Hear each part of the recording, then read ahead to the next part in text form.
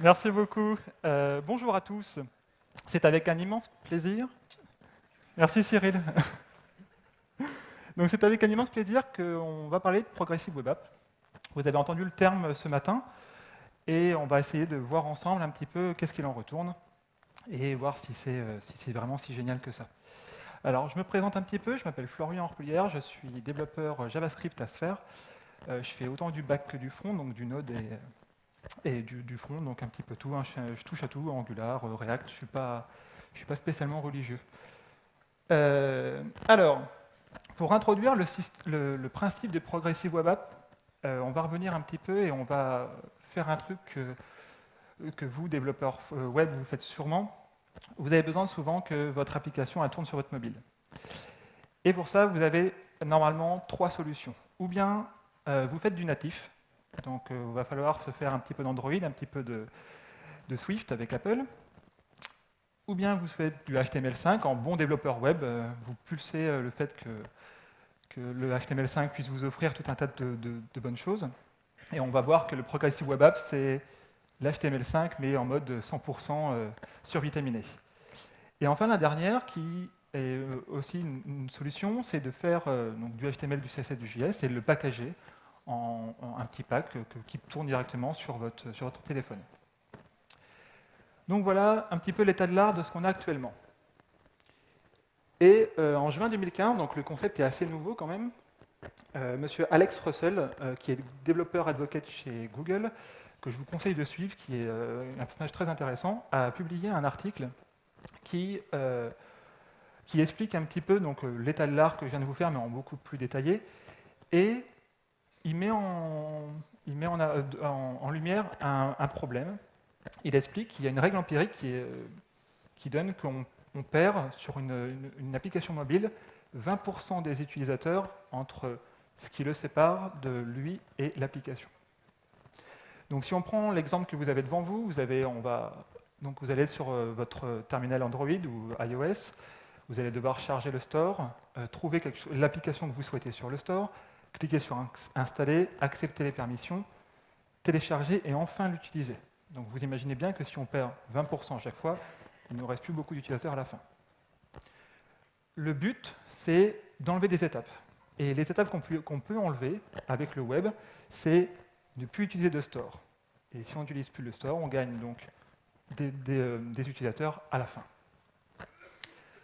Donc voilà un petit peu le principe de la Progressive Web App. Donc on va rentrer un petit peu dans les petites notions, parce qu'on est quand même tous développeurs et techos, donc on veut savoir un petit peu comment ça marche. Et on va partir du principe que voilà, vous avez une application, c'est votre web app, vous l'avez créée, vous êtes chez votre client, vous avez fait tout ce qu'il fallait pour qu'elle tourne sur tous les browsers que vous souhaitiez, même IE. Et normalement, vous avez ajouté une petite touche de responsive, d'accord, pour que ça tourne sur votre tablette, pour que ça tourne sur votre téléphone, votre smartwatch peut-être, tout pour que ce soit exactement, pour que vous ayez tout le contenu. Ensuite, normalement, c'est quand même de plus en plus un prérequis, faire en sorte que votre site soit sur HTTPS, pour des notions de sécurité quand même assez évidentes. Et vous l'avez rendue la plus performante possible. En tout cas, vous avez essayé. C'est l'un des points quand même clés des Progressive Web Apps, c'est-à-dire la performance. On essaye de se rapprocher au maximum de ce que peut faire une application native. Et là, on va rajouter des petites couches en plus. On va lui donner une allure d'une application, comme vous avez sur votre téléphone. D'accord ? Donc, on va essayer d'un petit peu enlever la petite barre d'URL de Chrome. On va faire en sorte que l'application en elle-même, elle ressemble à une application native. On va la rendre progressive. On verra tout de suite après de quoi il en retourne. Et on va lui ajouter d'autres petites composantes. Elle va être indépendante de la connexion, c'est-à-dire que votre application continuera de fonctionner en mode offline. D'accord ? Elle sera découvrable. Donc on pourrait imaginer que bientôt sur votre moteur de recherche préféré, vous pourriez directement trouver votre Progressive Web App. Elle sera réengageante, c'est-à-dire que vous allez pouvoir ramener l'utilisateur vers vous, vers l'application, par l'intermédiaire, par exemple, des push notifications, comme vous avez déjà, par exemple, sur Twitter. Elle sera linkable, forcément, c'est la puissance du web. On peut donner une application à quelqu'un rien que par l'intermédiaire d'un petit lien. Il ne repasse pas par le store et la recherche. Vous pouvez lui donner directement.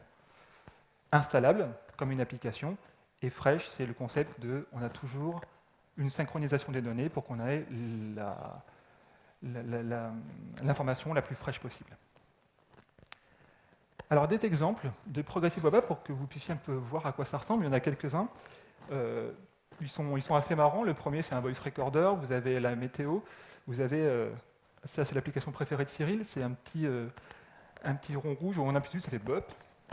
Et vous avez le Pokédex, qui est pour moi l'application la plus performante que j'ai vue jusqu'à actuellement.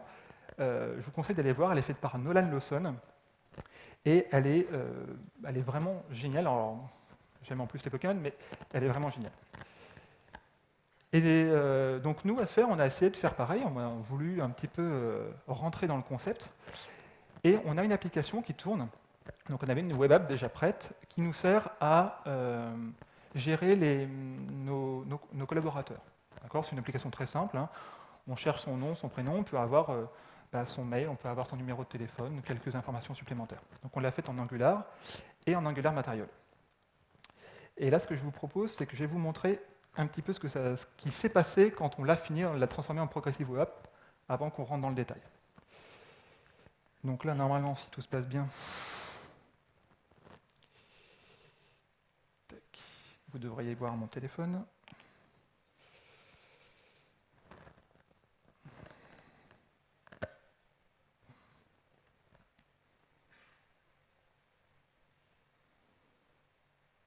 Ok, voilà. Donc là, on l'a déployé donc, sur GitHub Pages. Donc là, c'est une appli de démo, forcément, nous n'avons pas cette personne avec nous. Et donc on a mis en place tous les concepts que vous avez vus dans les petites briques, et ça va donner l'aspect suivant. Donc le petit bouton qui est en bas ça me sert à simuler l'installation de l'application. Donc là, vous voyez, j'ai un petit icône qui dit, voilà, tu peux ajouter l'application à l'écran d'accueil. OK. Voilà, donc le site People a été ajouté à votre écran d'accueil, on va y revenir. Tac. Ça se lance comme une application, tout à fait normal. Et ça se load. Voilà.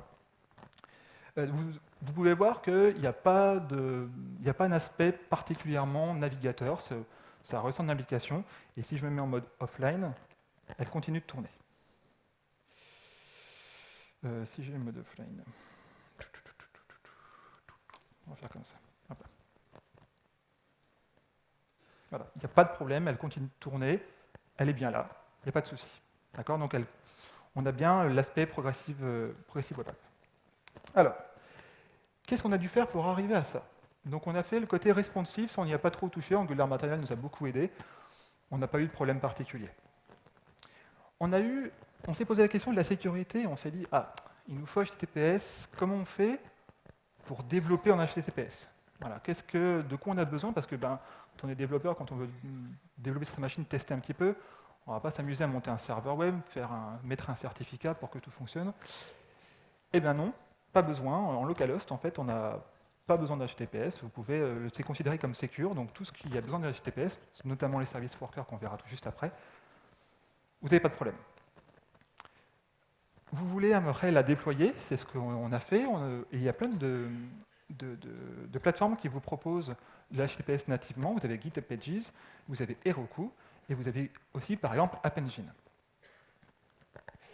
Et enfin, vous voulez la déployer en prod, il vous faut un certificat.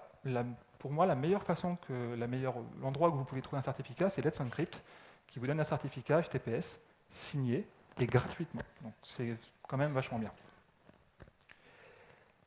Ensuite, on s'est quand même posé la question sur qu'est-ce que ça veut dire en fait ce côté progressive. Alors progressive, c'est une notion assez sympa, surtout en tant que développeur. On va essayer d'offrir davantage à l'utilisateur si son navigateur le permet.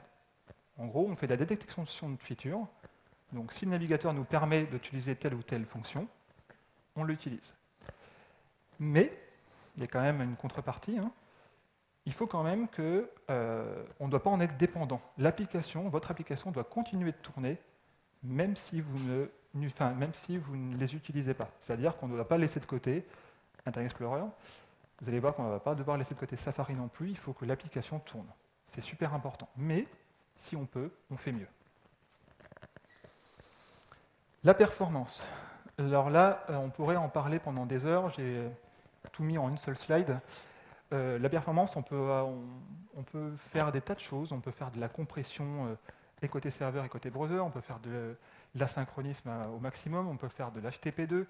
On peut charger donc ce que critical CSS, c'est-à-dire on va charger que le CSS principal dans un premier temps et on charge le reste en asynchrone avec le JavaScript. Gérer du cache, on l'a vu ce matin avec la conférence sur les web performances, les paints et les layouts, c'est super important. Et vous en avez des tas d'autres. Et la notion qu'on a trouvée, je trouve, le plus sympa, c'est la notion des service workers. Alors, pour vous expliquer très rapidement, un service worker, c'est comme un proxy, mais côté browser. D'accord ? Pour ceux qui étaient à la formation hier, c'est de la redite du coup, mais il est là pour fetcher vos requêtes à votre place et faire des transformations si besoin. Il va aussi gérer le cache, c'est-à-dire prendre vos requêtes, les mettre dans le cache et vous en redonner en cas où, pour le mode offline par exemple. Donc un service worker, comment ça marche en fait? Donc c'est une thread séparée de votre thread principal qui va s'occuper de votre page. Vous pouvez n'avoir qu'un service worker par nom de domaine. Il ne peut pas manipuler le DOM, il est à part. Il y a plein de web API qu'il ne peut pas utiliser. Il est toujours asynchrone, ça c'est super important. Tout ce qu'il fait doit être asynchrone, il ne peut pas être synchrone. Et enfin, vous le voyez, il a besoin d'HTTPS pour des raisons de sécurité. Et donc du coup, sans HTTPS, pas de service worker. Donc pas de mode offline. La question qu'on se pose, c'est alors, qui le supporte? Alors Chrome, Firefox, toujours bons élèves, nous le supportent depuis un petit moment. Opera aussi. Et après, ça se gâte un peu. IE, bon, on n'en parle plus. Edge a donné des signaux très forts pour dire que oui, on va l'implémenter. Donc on peut remercier Microsoft. Et le mauvais élève, qui est le nouveau IE, c'est Safari, qui n'aime pas trop ce monde un petit peu des progressive web apps. On comprendra vite pourquoi pour l'App Store. Et donc du coup, il est un petit peu réticent pour l'instant, donc il ne donne pas vraiment de signal. Ils sont, comme ils disent, en considération. On verra plus tard.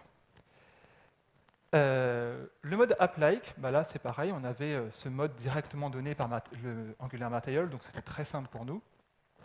Pourtant, il y a une notion très importante qu'on a essayé de faire au maximum, c'est vous avez dans votre page deux choses. Vous avez le app shell et le contenu. Le app shell, donc c'est la coque de votre application, et c'est celle-là qui doit être chargée instantanément lors de votre visite sur l'application ou sur votre site.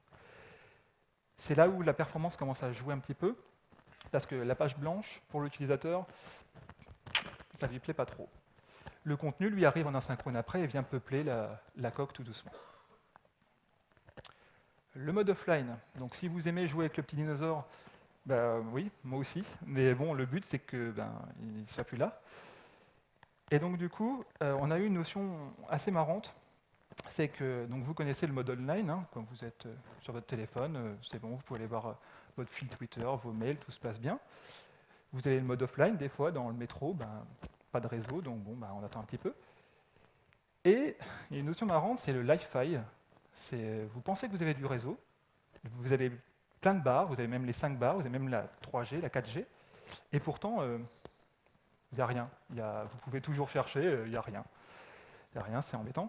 Et en fait, ces petits signaux, ces petites icônes ne signifient seulement que la connexion que vous avez entre votre téléphone et la première antenne.